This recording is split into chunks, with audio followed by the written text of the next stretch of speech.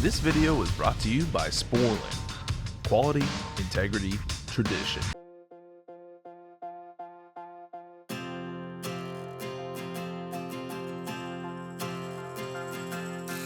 This is the hour, the darkest place. All right, so here we are. Looks like they're getting ready to pack up and leave, so I got here just in time. It's a good world.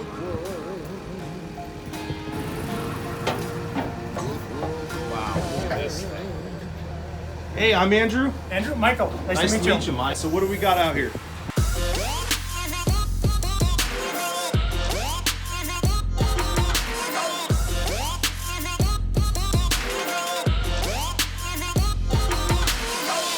All right, we got the Zoomlock tool. We'd love to see a demonstration. All right, couple of most important things is number one, you gotta, these fittings are come from the factory, already deburred, but you gotta make sure it's nice, a nice clean fitting. So you just sandpaper the fitting here, nice and clean, nice and bright.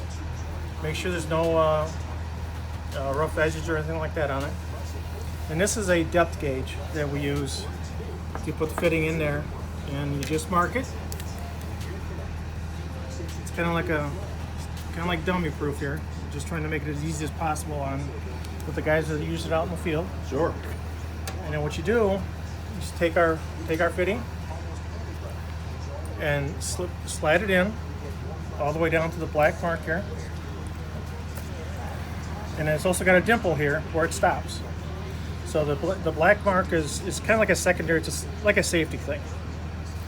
So you got your fitting in there on the pipe. Take your tool. This is 1/2-inch tubing, 1/2-inch jaw. It's just slip the fitting inside the tool and just pull the trigger until it stops. And you got yourself a nice clean crimp. Wow. Easy as that. Now, is there a gauge that we use after the crimp? Yes, sir. That's even more important. To make sure the crimp is accurate, take your 1/2-inch gauge here, slide it onto the fitting itself, Sure. and if it slides in nice and tight, that means you got a good crimp. Got a good crimp. You want to do the pressure test? Let's do a pressure test. Okay. Yeah, All let's right, see so what it does. let's clean this other fitting up here real quick. Let's do the black mark again here.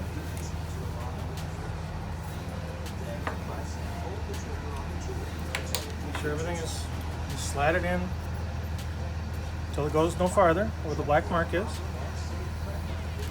Again, this takes like 10 seconds to do this. And just pull the trigger until it stops. What's the pressure rating on these fittings, and what do you say to people that question its ability to hold up under refrigerant pressure? The fitting pressure is 700 psi. Let me just put this in on here. This is a nitrogen. There's a pump underneath this pressure test kit. And the cylinder is nitrogen. And I run the test here. Now again, the fitting is pressure tested and approved for 700 psi. So I'm going to take it out. Might take a little bit here to get it up there. It's going to go, there we go. So all the way up to 1500 psi. I'm going to triple the 700. I'm going to take it up to 2100. Just kind of leave it there. All of the current refrigerants, it's all listed here in our book, 410A, 134A, 143A. They're all UL listed for any refrigerant that's really out there right now. While we're talking about this and we're looking at this in a laboratory setting, actually one of my first jobs that I used the Zoomlock tool was almost 3 years ago. It was right here in downtown Louisville. Let's go take a look. I'll show you the building really quick and tell you a little bit about how that job went. All right, now we're downtown Louisville. Right there.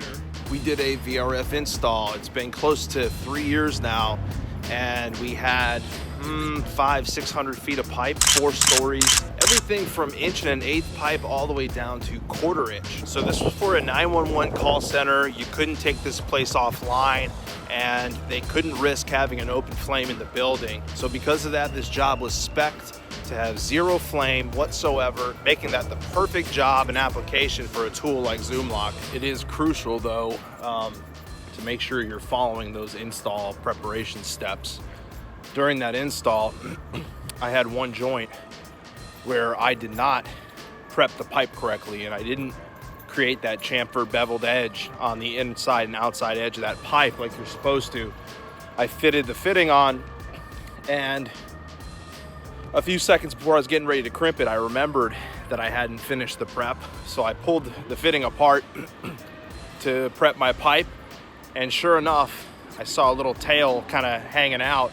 And when I dug in there and pulled it out, it was the O-ring, and it was completely severed, cleanly severed in half by the sharp edge of that pipe. So it is crucial that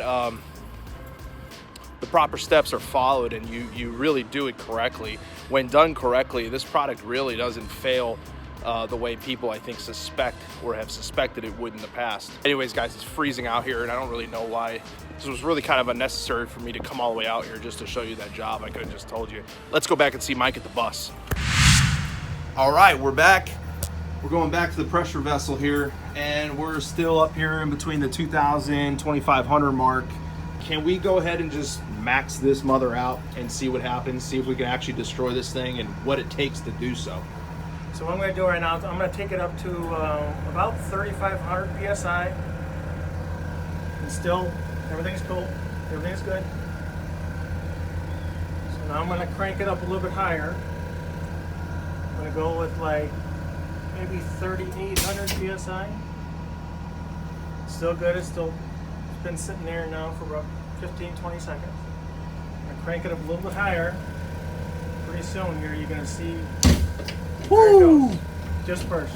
Wow, very cool. So let me take it out of here and I'll show you exactly what happened with it.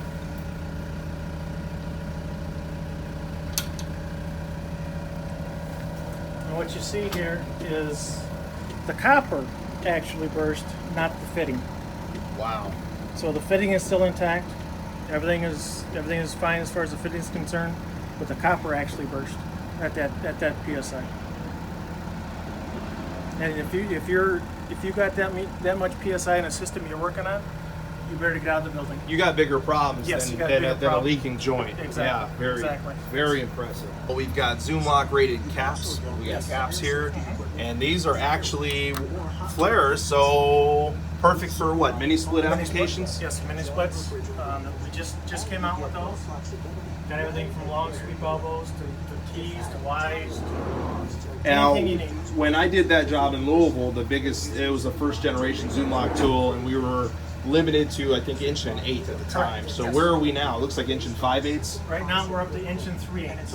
1 3/8. Okay. Yes. And what you got to do now, if you get to a pipe that size, you have to use the rigid tool, which has got more pressure. And Parker's just come out with all the new jaws that would fit the rigid tool in case you already have that tool. And I noticed down here, these look like multi-kits Yes. that you'd see on VRF equipment. So these are Zoomlock ready then? Or? Yes.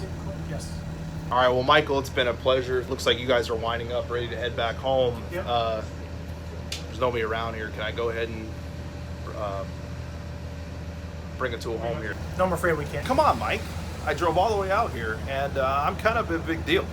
No. I'm a YouTube star. I make YouTube videos in what is known to be the biggest segment in YouTube popularity right now, HVAC. Absolutely not. Pretty sure that's video games. It's HVAC. Even cat videos are more popular than HVAC videos.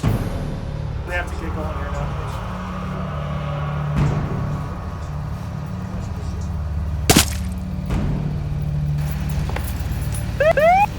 Zoom, zoom, motherfucker. Oh, yeah.